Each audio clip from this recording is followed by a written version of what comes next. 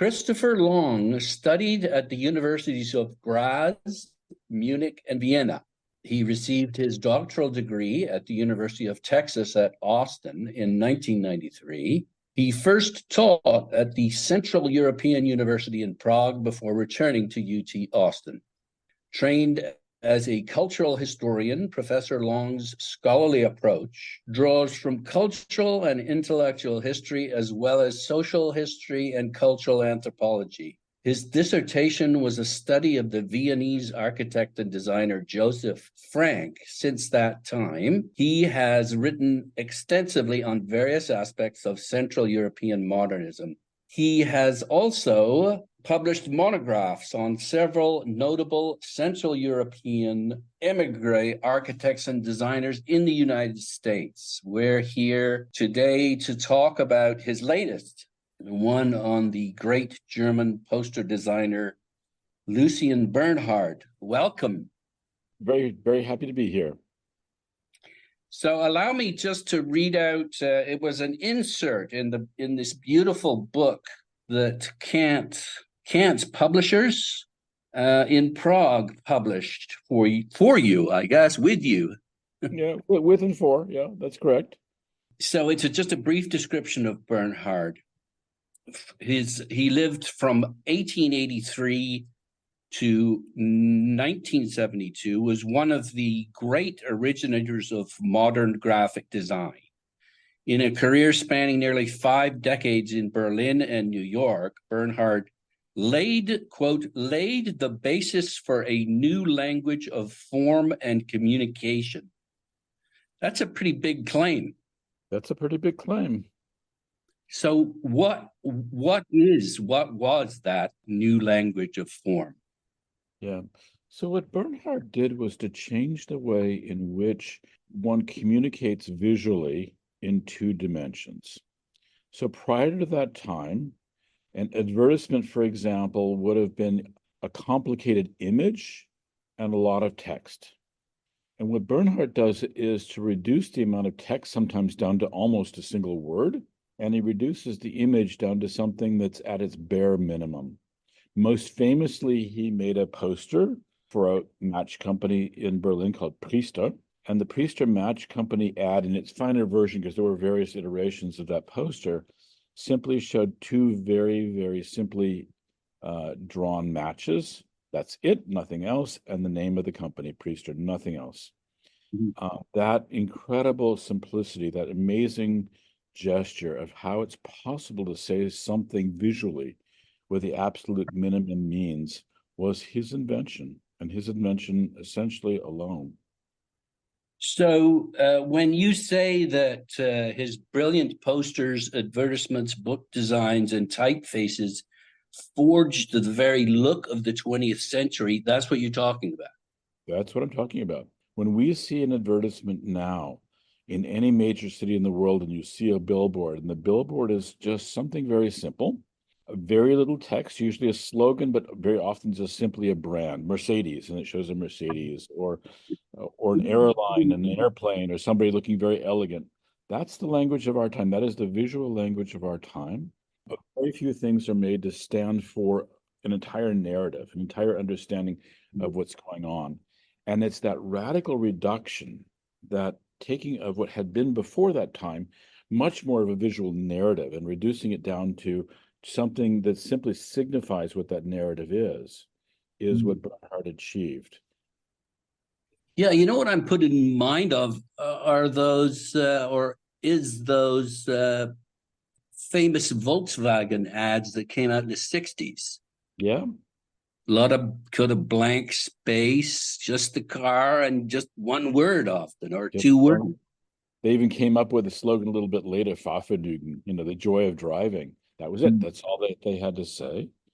They follow on a series of ads. Those Volkswagen ads follow exactly a series of ads that Lucian Bernhard did for a company called Bosch, which still exists. It's an electrical company that makes parts for cars mostly in those days. And his most famous ad for Bosch, right around the time of the beginning of World War I, merely showed a spark plug sparking with enormous energy and the name of the company.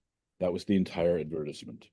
And of course, you knew exactly because of the activity of that spark plug, this giant spark. Well, that's what it does. That's why I should buy this spark plug, because it's a really good spark plug. It sparks like nobody's business. And I know the name of the company.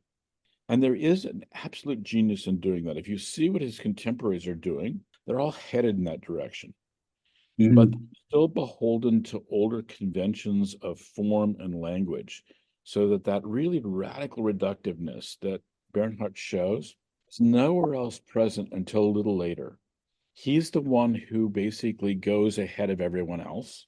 And one of the arguments that I make in the book is that he does this because he's actually a pretty bad artist. Yeah. The other ones are actually really good at drawing things. They're really good at making complex images, because Bernhard had absolutely no professional training as an artist. He's able to make very, very simple images, mostly because that's what he can do. He can't really make much more complicated images than that, and certainly not much more beautiful images. So what he does is he uses these as stand-ins for what it is that he really wants to say, and what he wants to get across as a message. He's aided in this by what's going on in advertising, in the advertising world in Berlin in this period. He works principally for a company called Hollebaum and Schmidt. They were a major advertising company. And one of their executives was a man who had basically prophesied this idea, that there was the possibility to convey things very, very simply. And that what an ad really had to do was to send one simple message that one could understand at a glance, at an immediate glance. That man's name was Growald. And what Yeah. he understood was something that was different about the time. People were moving at pretty good speed. If you're on the streetcar or a bus and you're going by and you see a billboard, you have to be able to apprehend what the billboard is saying immediately. You don't have time to read it. Or if you're walking at the pace of an urbanite in a large city, and Berlin certainly by that time was a very large city, you had to take in that message immediately. No one's going to stand anymore and read a complicated piece of copy on an advertisement. That was what was going away. That's what Bernhard seized as an idea and made his whole career on. Yeah, I was questioning whether or not Growald, is that how you pronounce it again? Close. That's a good anglicized version of it. That's fine. Because he wrote this little pamphlet, it seemed to me that this may have been his idea. He may have put these ideas in Bernhard's head. What do you think? It's tricky because the pamphlet appears just about the time that Bernhard's doing the work, and they know each other. They're overlapping. He's working for Growald at this point, so it's a little tricky to say that exactly. I think Growald certainly is thinking about how to do that. I think certainly what I can say for sure is that it's Bernhard that figures out how to do it. In other words, Growald might have had the idea. Bernhard's the one who figures out how you translated that into actual physical form. You reference Edmund Edel. Edel, yeah, that's his teacher. To the extent that Bernhard had a teacher at all, he lived with this man Edel for a short period of time. Edel taught him for some period of time, unclear, something between 6 months and a year roughly, on how to prepare advertisements for printing and so forth. And Edel was already getting there. He was close. He was already moving towards this kind of radical reductivism, radical abstraction, but he simply didn't go as far as Bernhard was willing to do. You talk about the fact that Bernhard mastered the techniques necessary for preparing drawings for lithography. What are those techniques? So generally what one made was what was called a maquette. A maquette is a drawing at a pretty good sized scale. Typically they're about, not more than a meter by a meter, and so usually a little bit less than that. And they're painted, usually often with tempera paints quite brilliantly, but you have to have color separations. When you print on a stone, because lithography is basically printing on a stone, when you bleed the colors, you have problems. There's a way that you have to actually prepare the color separations so that they work most effectively, and especially they work most effectively when you blow them up to larger scale, the size of a poster, for example. So it's not just a matter of preparing the image, it's preparing the image in such a way that it can actually be translated to be printed in that medium. And that's something he learns from Edel. Probably also from working with Hollerbaum and Schmidt. He probably took them drawings and they said, no, that's not going to work. You have to do it this way. But pretty quickly, he masters it. It takes him probably less than a year and a half to really understand how one does that. Hmm. And then he becomes a master at doing it. Within 2 or 3 years of the time that his career starts to take off around 1903, he's employing other people to do this for him. So Mhm. he prepared the underdrawing, and they'll actually paint it for him. By the time of World War I, he was employing a whole studio of people to do this work. Almost certainly, most of the time, the basic concept in the drawing was his. Probably the inking and painting was the work of others in many cases. Not always, but often, I would think. He made a lot of money too at this point.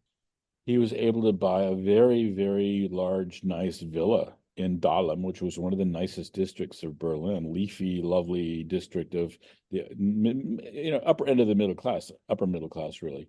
He lived quite well at a time during the German inflation when a lot of people were not living very well. By that time, by 1922, he had a firm in downtown Berlin that probably employed as many as 20 people, making large numbers of ads. He was everywhere by that time. He was in every German newspaper and magazine. He was all over Berlin and so forth. His work. He was doing extremely well. Yeah, you quote Max Brod saying that. Yeah, a little bit earlier, but yeah, exactly. Max Brod goes to Berlin. He says, all of Berlin is one big poster by Lucian Bernhard. He was everywhere. You mentioned that he was born out of wedlock, and that quote, he enjoyed toying with the details of his life, rewriting and retelling his stories differently depending on his audience or mood. It seemed like he must have been ashamed of his origins. Would you say that's Yeah, fair? that's the sense that one takes away from the stories, that he made up stories to make it sound like he had, better origins than he did. Mhm. He talked about having a father. There's no evidence. I could never find any evidence of a father in the picture, only the mother and the grandparents. There's no evidence that he lived in Munich, which he claimed at one point. There's no evidence he lived in Zurich, which he also claimed at one point. It's possible. But for example, I went and checked the entire school records, or I had a colleague of mine do it actually, who lives in Zurich. Check the school records for the entire city of Zurich for the entire period that he claims to have been there. He shows up nowhere. I think he lived in Stuttgart. I think he lived there till he was about 17. I think he left home, not even clear whether he finished school, and made his way in Berlin. And one of the first things he does in Berlin is to change his name. He reinvented himself. And the interesting thing about Bernhard is he constantly reinvented himself. So even to his own children, he told them different stories about his origins. What's interesting too is you say that his real genius was that he wouldn't let design alone. He kept refining it and trying to make it better and better. That's right. Yeah. It's like Um, his story. it's just the same as this story. Yeah, he was relentless. I mean, I think the right word to use for him is he was absolutely relentless. And it's maybe because he had such a hard scrabble beginning Mm. that he felt like he had to work harder than anyone else to succeed. He was clearly enormously energetic, very quick to figure things out. Yeah, I think deeply motivated to succeed. I think wealth meant a lot to him when he yeah. got it. So I think that internal drive had something to do with his not particularly auspicious beginnings in life. Yeah, you also mentioned the fact that he became a professor at a prestigious school, which meant a lot to him as well. Yeah, except he quit within a year of the time. He gets the title. He teaches it very briefly, and then he Yeah. decides, heck, I'd rather go be in New York because it's a much more interesting place to be, and a lot more is going on, and the economy is a whole lot better. So he actually departs right after he gets the title. That this thing that he desperately wants, this acknowledgement that he's actually a top guy, and then leaves basically. But he does stay in touch with it's Bruno Paul, is it? Bruno Paul. He's not a well-known figure today, but Bruno Paul in that time was the most famous architect in Germany, with the possible exception of Peter Behrens. They were, number one and number two. They were two very, very significant figures. In fact, by the early 1920s, Peter Behrens was not in Berlin anymore. He was actually teaching in Vienna. So Brunipal was, he was the most important educator. He taught and headed up the school that was the real competitor to the Bauhaus in Berlin. So the other really important school of modern architecture, art, and design was in Berlin, and that was Bruno Pau's school. That was the big competitor to the Bauhaus. People don't know it nowadays because the Bauhaus has become such a watchword.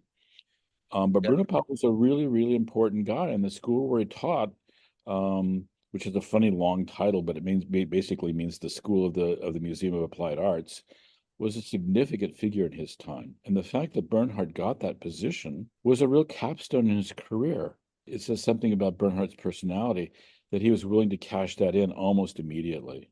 So typical of him. I want to get back to the company, the printer, Hollerbaum and Schmidt. You suggest that it's actually kind of a novel outfit combining advertising and printing, and yet I'm looking at another book here, a book called The Power of the Poster, edited by Margaret Timmers. Yep. And what's written here is that Hollerbaum and Schmidt, which created a very distinctive style of poster. It was a leading printing firm. She doesn't mention advertising. Its own publicity posters emphasized the importance of its artists. Their signatures were given equal prominence with the printer's name. Right. It formed a studio of high caliber artists, including Bernhard. But then she says, in 1902, Bernhard devised a new style of poster in which the product was portrayed in splendid isolation, accompanied only by its name. He drew both elements directly on the stone as one integrated composition. Many artists associated with the printers followed his example. The effectiveness of their work much depending on high quality printing and richness of colors. So she's giving this printing company quite a bit of credit here for this new. I mean, bless her heart, but she's wrong on most of the facts. So she's wrong on the date. In 1902, he was still learning. He wasn't working for Hollerbaum quite yet. She's wrong about what Hollerbaum was. Hollerbaum was this unique constellation of both things. And she's wrong that he worked on the stone directly. He didn't. He didn't have the skill set to do that. I don't know when that book was done, but I can tell you now, having spent a lot of time looking into the history of Hollerbaum and Schmidt and understanding what Bernhard was doing, that was long, all those things were long the assumption of what he was doing. And that breakthrough that she talks about in 1902 doesn't de facto really happen for 5 more years. It's really closer to 1907 when he really makes that final breakthrough of making something that's just an image and just a word. He gets close to it by 1904, 1905, but it takes him a while. It's a process. It doesn't, he claimed, of course, and that people were happy to believe him later on. He claimed that he did this. Well, he claimed at one point that he did it in 2 hours in a coffee house, which is nonsense. What actually happened was there was an evolution of his thinking about how to do this. And it takes almost a decade for him to come up to the fully refined moment when he's really doing this very, very spare, very almost perfectly reduced form language. So this notion that it happened overnight or it happened in a coffee house or that he was drawing directly on a stone simply isn't the case. Some of that mythology comes from Bernhard himself, who was more than happy in the time he lived in New York to tell all kinds of stories, none of which was true, about what he was and who he was and what he was doing at that time. That's the mythology. And that's a lot of what I tried to do in this book, was to debunk those myths. Yeah. Okay. One of the things that you referenced this, the fact that he wasn't the greatest artist. So his images have a kind of a naive quality, but in a way that's positive because it attracts maybe a bit more attention, would you say? Yeah, his skill set was not having a skill set. I mean, ironically, you could put it that way. His ability to render things very, very simply, as you said, almost naively, his image is a certain power. That is absolutely correct. And later on, one of the things in the course of doing this, I looked at so many Bernhardt designs that I was able to pick up on things that were purportedly Bernhardt but were executed by others. You can just start to see it when there's a greater precision in the way in which it's rendered or given. It means it was done by a professional commercial artist. It might have been the concept of Bernhardt, but it wasn't his actual work. You can really notice the difference between the two. And yes, his pure naivete sometimes in drawing or creating things is what catches your eye. Imperfections catch our eye more than perfectionism does very often. Yes, and another quality was that particularly with the Schiller shoe ad, he blocks out some of the R in Schiller. Stiller. Schiller, sorry, yes. And again, that's interesting because it engages your brain in a way to say, yes, well, that's actually an R. Yeah. It's an engagement, isn't it? It's exactly what he's doing. He's making you almost look twice to say, "Oh, that's an R. Yes, that's what that R is." Yeah. And it's getting a bit of genius on his part. I show in the book another Stiller ad that was made by a well-known Munich artist of the same period, which is beautiful. It's a lovely example of the Jugendstil, really, really nice Art Nouveau rendering, and it's not nearly as effective as Bernhardt's. Bernhardt's, which is much more crudely drawn, is simply the much more powerful image. And it was the one that he became famous for. So Yeah. that was around 1907. Mhm. That's what really catapulted him to fame. It was everywhere in Berlin, and people understood and appreciated the novelty of what he had done. You mentioned that he is captivated by this poster by one Wilhelm Schultz. It's for a kitchen stove, and he's captivated by the pots, the beautiful rendering of the pot. He couldn't take his eyes off it, he said. He starts with irritation. So, I love this about Bernhard. Bernhard sees this poster competition. It's a poster competition to make, posters for advertising. And one of the posters that wins is a poster that's supposedly for a stove, but all you really see are a bunch of blue pots on the top, and they're very nice blue pots. But it's not at all clear that it's a stove ad. It looks like it's an ad for blue pots, and they're very nice blue pots. And he's irritated. He's irritated, I think, because the guy won the competition. He says, "Why is this guy winning the competition? He's not selling stoves, he's selling blue pots. He's an idiot." Right? As often happens in the history of invention, he's irritated by something. Well, that doesn't work. That's a stupid idea. I can do better than that. I Yeah. can do better than that. Well, and I think that's the thing. This beautiful rendering of the product. Yeah, the beautiful rendering of the product and only the product. Everything extraneous is taken away. And that in itself is a skill. It requires a kind of mental leap from that time. The idea that you disengage everything from whatever that product is. So this is almost the period when they're starting to reduce stage sets, for example, down from what had been traditional scenography down to something that's just evocative of what it is, a jail cell with just one window and a few bars. You don't need the rest of the building, for example, wrapped around it. That's the so-called new stagecraft, it was called that at that time. It's the same kind of thing, the same kind of notion that you can take away almost everything else and come to this moment. And it's happening in poetry, it's happening in music, this idea of getting rid of everything that's extraneous and going to the essence. Bernhardt, though's early for this, and this is why I make that big claim in the book. He's doing this remarkably early. Yeah. He's doing it more or less by himself in the beginning, and he's doing it in a way that is astonishingly powerful. So I came away after writing this long book, not with a great love for Lucian Bernhard, because he's really not the greatest guy ever, to be honest. Why is he not the greatest guy? Oh, well, he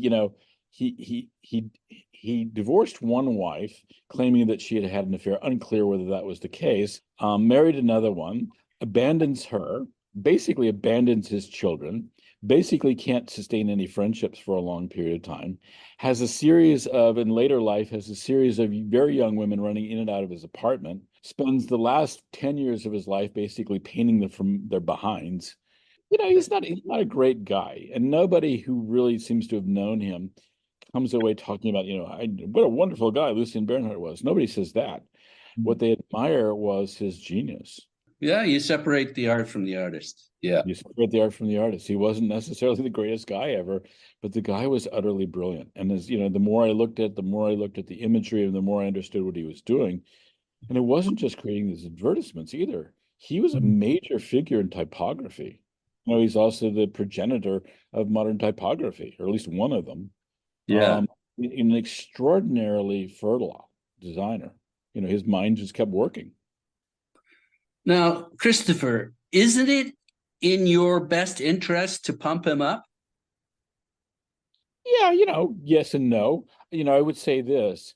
I wouldn't have written about him. I wouldn't have spent the amount of time I spent on this project if I thought this was a second-rate designer. So that's the first thing. The second thing is I don't think he's actually received his due. So there's that. If I really wanted to pump him up, though, I would have used a different publisher. You know, I would have gone to a New York publisher and, you know, put a lot more books in bookstores. Honestly, I love working with my friends in Prague. And also they do incredibly lovely books. One of the joys of doing that book is that the book design itself was done by a man named Jiří Přihoda, a very important sculptor, actually, and graphic designer in the Czech lands. Just arrived back there today, by the way, because he lives part of the year in Albuquerque, New Mexico. And usually does beautiful graphic design. If you look at that book is a masterpiece of graphic design. You make the point too. He's doing graphic design to present the work of a great graphic designer. So, you know, the pressure's on. The pressure's on. Not an easy task to do. And as I tell the story in the book, I didn't actually start out to write hagiography. Actually, it wasn't my goal at all in the beginning. I started out because I bought a drawing on eBay.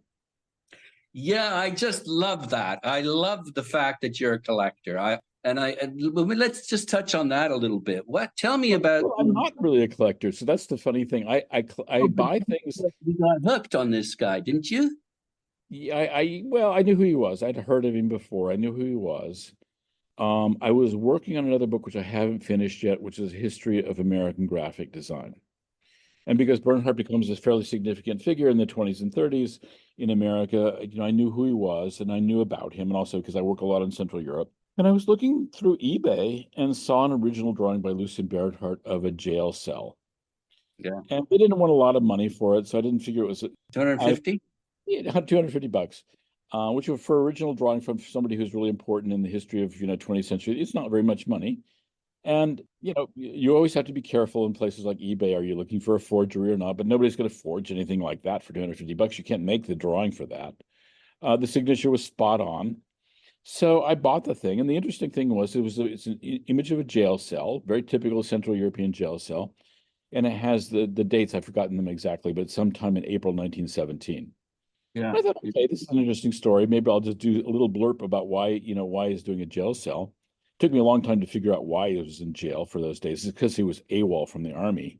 But as I started to look into the story, I got irritated. I got irritated because I started to pick up stuff like the book that you just mentioned a moment ago. And everything I looked at, so much of what I looked at was contradictory. Didn't make sense. Didn't make sense to me as someone who had worked for now 40 years on Central European design. I kept reading things that didn't sound right. The dates didn't sound right. The places didn't sound right. There were just many, many things that didn't sound right to me. And as I began to follow Bernhard's own story, it became clear that he would say one thing on Tuesday about his life, and on Thursday he'd say something completely different. And that really irritated me. So I started saying, okay, you bastard, I'm going to figure out what the real story is. I mean, really, honestly, that's how it started. So, you know, I was far from writing hagiography in the beginning. That was absolutely not my intention at all to write hagiography. This was during COVID, so there were certain things I couldn't do. I couldn't travel to Germany in that period. I had to actually hire somebody. I had to hire a genealogist to go look up the records. And when I looked at the records, I realized, uh-oh, the story he tells has nothing to do with reality. Yeah. And at that point, then I started to dig and dig and dig. And the more I dug, the more interesting the story was. The truth of it is, the story is actually really remarkable. He didn't need to make anything up. He had a remarkable story. It's just completely different than the story he told. So no, I did not set out to pump this guy up at all. I actually set out to debunk him. Right. Okay. You mentioned a fundamental insight that he had, that a poster should serve a purpose. Yeah. Yeah. So what purpose is it then? So, it sounds simple to say that. Go back to the 19th century and Ringling Brothers in America, the big circus, they would make circus posters. And they put 28 things on the circus. You'd see a clown and an act over here and so forth, and some jugglers and so forth. And of course, that was supposed to make you excited about going to the circus. And then there would be the name of the company, and then somewhere along the line, somewhere, they'd tell you where the circus was and when. Okay, very nice. But the problem with a poster like that is it's saying multiple things at once. This is all the things the circuit does. This is, things you should be paying attention to over here. Even while you're looking at the three-ring circus on the one side, you're kind of missing the message on the other side of where it is or when it is.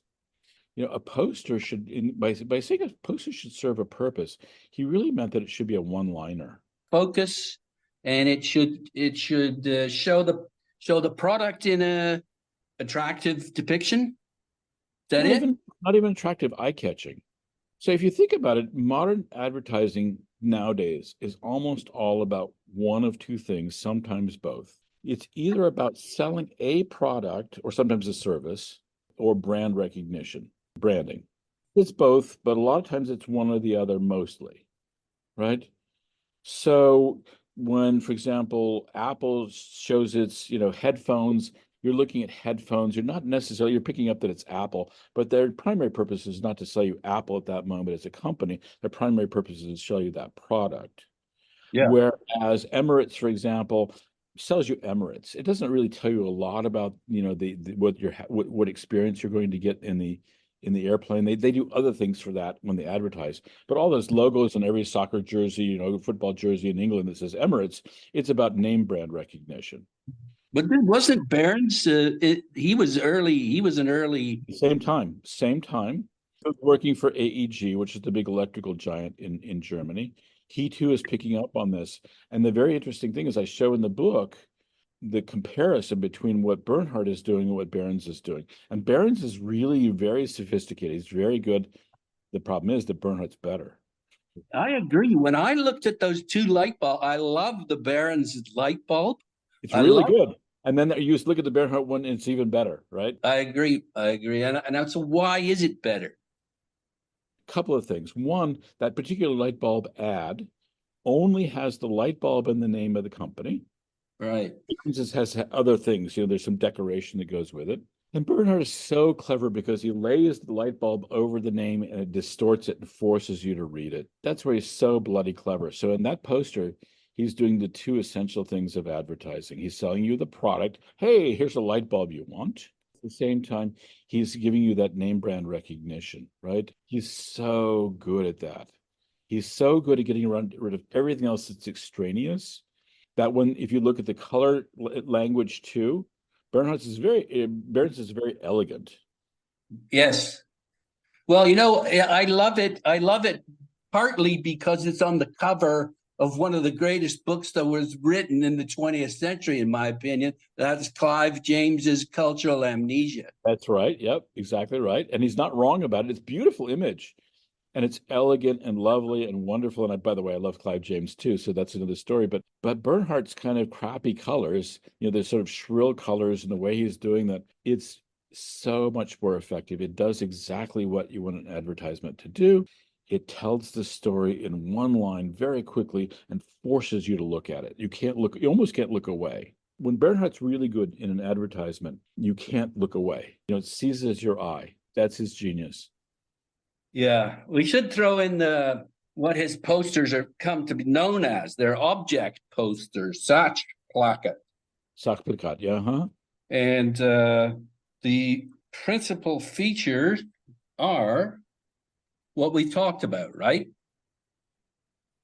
Exactly that. A single object taken down to its bare minimum, and the name of the company that's purveying whatever it is that's being sold.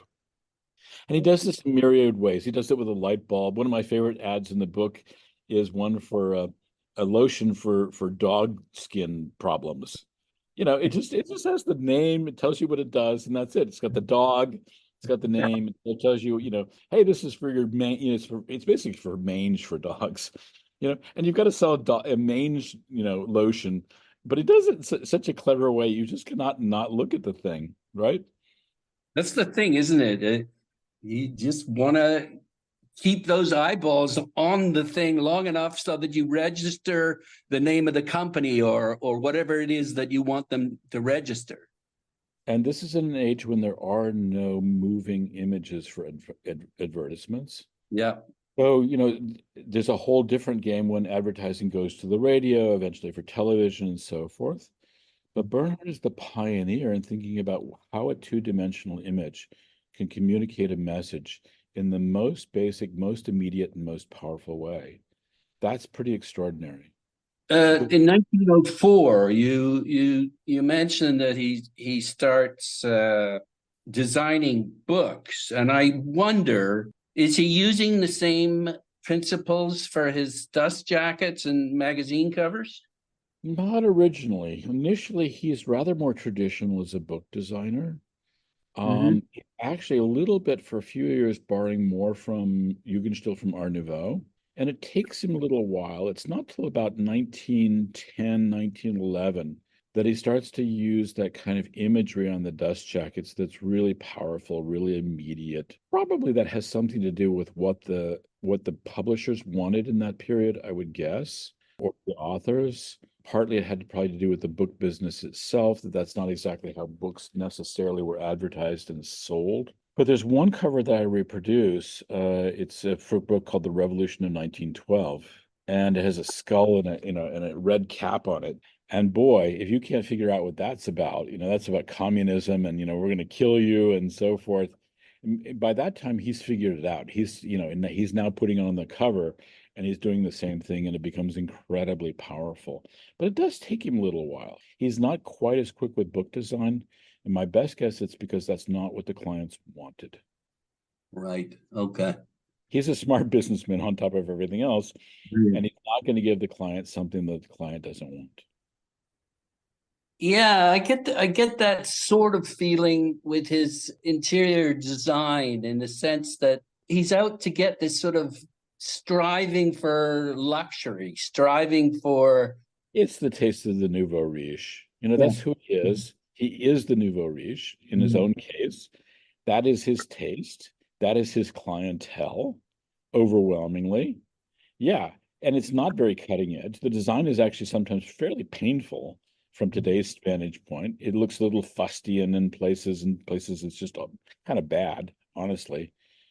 But there are also moments where you see Bernhard's genius again. Sometimes where he'll reduce something, he'll create a kind of vignette that's really powerful. He does so in his early theaters in Berlin. He does one thing in one of the theaters in Berlin, which I couldn't really show because there's no surviving image of it. But he figures out something about pattern. And that is if you take a pattern, like a floral pattern, kind of standard floral pattern, and you blow it up to absolutely giant scale, it becomes much more powerful than if it's a repeat at small scale. And he does that quite early on. He does that around 1912, 1913. He starts to discover something that becomes enormously important for later design, which is pattern can become something else at great scale. And when it becomes at great scale, it takes on a kind of power, a kind of visual power that's completely different than the same pattern at lower scale. In that sense, he's taken the English arts and crafts idea, and he's taken William Morris. If you take William Morris and you just say, I'm going to make the same thing, but 15 times the size, then you create an image that's modern in a completely different way. And that too is a moment of relative genius. He's not the only one thinking along these lines, but he's doing it pretty early. He's doing it pretty early and he's doing it pretty powerfully. So again, he has this moment of, insight, or genuine insight. He always signed his posters, and I was put in mind of Egon Schiele's signature, the kind of little square. It's just Yeah. the burning heart on one on top of the other, a little Yeah. square. So that's a Jugendstil convention. He's taking that away. Both of them are taking it away from what's happening in Munich in this period, because that's the real heart of where the Art Nouveau is in Germany in this time. Sheila's almost certainly comes from Bernhard, not the other way around, because Bernhard's earlier. Sheila's still a schoolboy when Bernhard's doing this in 1904. Oh, okay.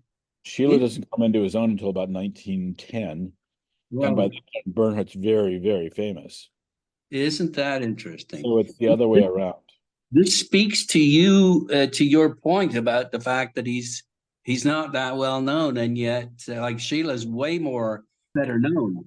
Yeah. Bernhard could be as well known an artist as Klimt or Sheila. He's extremely important for 20th century imagery. Somebody I never I like that statement when somebody says, "Well, Warhol's unthinkable without Bernhard." That's not true.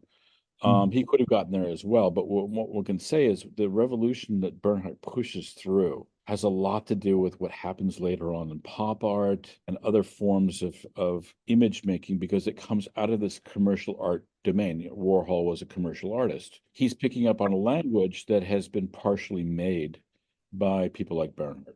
So he is very important also for the development of later, art imagery.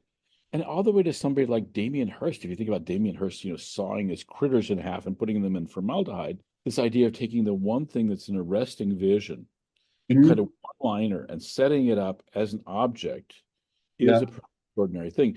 Obviously Bernhard's not the only one doing this, because we have Marcel Duchamp. There are lots of other people thinking about object and meaning and how it's displayed, but clearly he's part of that narrative. He's one of the parts of the narrative that haven't been or hasn't been included to the degree that he should be. That's the way I would say it. Well, that's Um, just the case for graphic design in general. the case for graphic design, which is how I got into graphic design in the first place. I got into graphic design. I'm working now on this other book about the rise of modern American graphic design, because the stuff that was written about it for a very long time, in my view, was absolute bunk. Nobody wanted to do the homework. One person really that's carrying the water, and that's Steve Heller. Yeah, but even Steve would admit, because I've had this discussion with him, even Steve would admit that there's a lot of parts of the story that are not very well known. For a certain moment in American graphic design, and that's the teens, 20s, and early 30s, is still kind of relatively unknown domain in graphic design.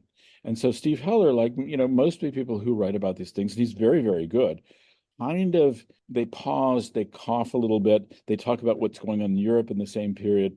They kind of ignore the reality of what's happening in America, because at first blush, at first glance, the American context doesn't look as avant-garde. It looks not nearly as powerful visually. It looks a little old-fashioned and so forth. To dig at it to understand why they're doing what they're doing and why it's actually much more interesting than one would imagine at first. That's how I got into eBay, because you can sit on eBay and look at thousands and thousands and thousands of ads. And I was educating my eye about what was happening in a given year. And what I started to take away was a story and narrative that's ever much more interesting than the ones that's been told. It's not as cutting edge as what Bernhard's doing. In 1904, there's nothing in America that looks like that. He tries to bring it to America, Yeah, and nobody gets it. Nobody gets it, because that's not how Americans are. That's not how Americans are visually literate in that period. They don't know how to read ads like that. But there are things that are compelling and powerful quite early in America. They're just using a different visual language. And so that's what I'm setting out to do now, is to look at that other visual language, which is I find equally powerful, just not as cutting edge. okay. It's not cutting edge in the same way. I'll say it differently. It's not cutting edge in the same way. It's about Right. modernity, but modernity written in a different way. Okay. I just want to look at some of the features again of Bernhard's work. Brash colors, contrasts, Yeah. an element of humor, off-center, tilted perspective, Yep. a sample of the depiction of the a depiction of the object in a blank field. Anything Mhm. else? Couple of things. One thing is, of course, he pays a lot of attention to typefaces. So he's not using standard typefaces. One of the reasons he catches your eye is because it's a typeface you haven't seen before necessarily. So that's definitely one thing he's doing. He's doing his own lettering. Almost always, yeah. Yeah. Yeah. And the second thing that I didn't catch on the list is he's playing with perspective. Yeah, I did mention tilted perspective, but But maybe. he's but other kinds of three-dimensional perspective, because sometimes the objects read as if they're completely flat in space. Sometimes they read as if they're in actual space, and sometimes he plays this game where something is flat and something is not, and they're juxtaposed. And maybe he's most effective when he does that. So if we come back to the famous light bulb ad that we're talking about, the light bulb looks sort of three-dimensional, but the rest of the poster is flat as a pancake. Playing with the juxtaposition between what's actually in three-dimensional space, or what reads being in three-dimensional space, and what's not in three-dimensional space. And he uses that trick a lot. He's very clever about playing with what's flat and what's not flat, in a sense, visually. Your list is really good, and that's the only one I would take away from it, that and the typographical one. Okay. He was dissatisfied with typefaces in this period, right around. Oh, yeah, because he thought that the typefaces were not communicating clearly enough. This is all about visual communication. Yeah. And it can be said through the language of imagery, and typefaces is a language of imagery. German itself is going through a change in this period where they're going away from the old style writing to the Latin-based writing. Plays with that too, because he uses during World War One, he uses the old typeface, Fraktur it's called, to evoke the sense of national identity. So he uses these old typefaces extensively, almost exclusively during World War One, to give you a sense of Germanness, right? So he's incredibly attentive to those things too. And when he comes to America, he starts to play on other kinds of typefaces that were more suited to American tastes and ways of reading. Mm-hmm. He's a smart guy. He's as smart as there is. Well, and the German population sure picked up on it. You say that he did the posters, but he also did newspaper supplements, which were collector's items. Yep. They included these little mini posters, so the same posters that you would see in the street in the newspaper supplement, basically as a kind of throwaway ad, but people would collect them. And more of those have actually survived than the posters, because the posters were glued up. They're big and they were hard to collect. So if you look on vendors, you can often find the small ones more readily than you can find the big ones. And I included lots of examples of both in the book, so you can actually see which are which. A lot of books confuse this because they'll make something that looks like that's this big, A4, and they make you think you're looking at a poster, but you're not. You're looking at the supplement, even though it mimics the poster. I didn't get much on your collecting. I thought you do reference your own collection. You do reference. Yeah, so what I do is I buy stuff that I use. So when I did the Bernhard book, I bought Bernhard stuff that I couldn't find in archives because it was cheaper. It was cheaper to buy it than it was to try to, pay somebody for the rights for it. I buy books, you can see behind me. I buy books that I use. I don't buy anything. I don't collect anything that I don't use. No. What have you got of Bernhard's? Have you got ephemera? Have you got posters? Yeah, ephemera. I don't. I have no full-size posters. The only things I have are at the size of a book or smaller. So I do have, the rarest thing I have is one of the early match posters. I managed to buy that for less than $100. They typically sell for $3,000 or $4,000. So I got a good deal on that one by knowing what I was looking for. eBay? On eBay, yeah. But no, I don't buy anything I don't use. It sounds funny to say that, but I don't buy anything I don't use. I think it's wonderful that this is what collecting should be about, is getting stuff and then thinking about it and looking at it and writing about it. And then when I'm done, I give it to some archive. Every book is in a box or two boxes or three boxes, and they'll all go to different archives when I'm done. So yeah. You mentioned a couple of collectors who helped. Yeah. Some, unfortunately, I have to say are anonymous, so I can't talk about them and wish to remain so. There's a guy in upstate New York named Merrill Berman in the Hudson River Valley. He had an enormous collection. He was very generous in allowing me to use that. There were some other collectors that allowed me to use posters, but did not want to be acknowledged. So what did you do? Did you go and just photograph them and then send them to Kant? I had them photographed. They were professionally photographed. Yeah. Okay. They went to the collector's house and photographed them. No, the collectors actually hired the photographers or had images. Oh, they already had images. Okay. In most cases, yeah. In most cases. Okay. Or they had them professionally photographed. Just finally, I'm just intrigued because you dedicate the book to a couple.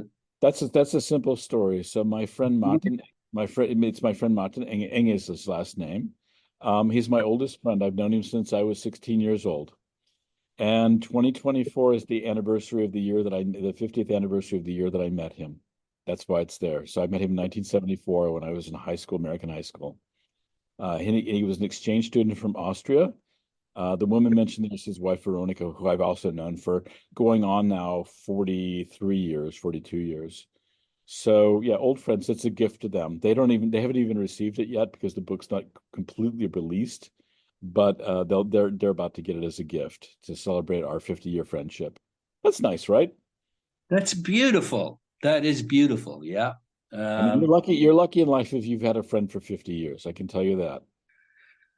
Well, it's a beautiful, that's beautiful. And the book is beautiful. And so how can people get this book? At the moment, it's not so easy. It's about to go into distribution. Pretty soon, you'll be able to get it on your local Amazon site, wherever you are, whether it's the UK or Germany or Amazon dot whatever it is, or other vendors. At the moment, it's mostly just available through Kant in the Czech Republic. The distributor is a company called DAP, you may know them, and they're just about to put the book into distribution. So pretty soon, it'll be into full distribution. It is a beautiful book, and I don't know what the retail price is, but I think it's certainly under $100, and it's a really, really nice book for that kind of money. It is the most beautiful book I have been involved in making, quite frankly. Well, I'm so happy to have a copy, I must Yeah, say. down the street, and I don't know what you're paying crowns around $50, probably something like that, right? Yeah, it's not, it's a lot of book for that money, especially when you look at, it's also 407 images, which is the largest book I've ever done in terms of the number of images.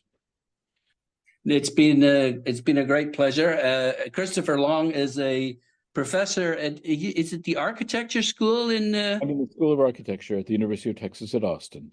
Thanks for your time again. Thank you, and I look forward to chatting you with the next graphic design book comes out next year. So let's make it a date. Thanks so much. Nice to meet you, Nigel. Take care. Bye bye. Bye.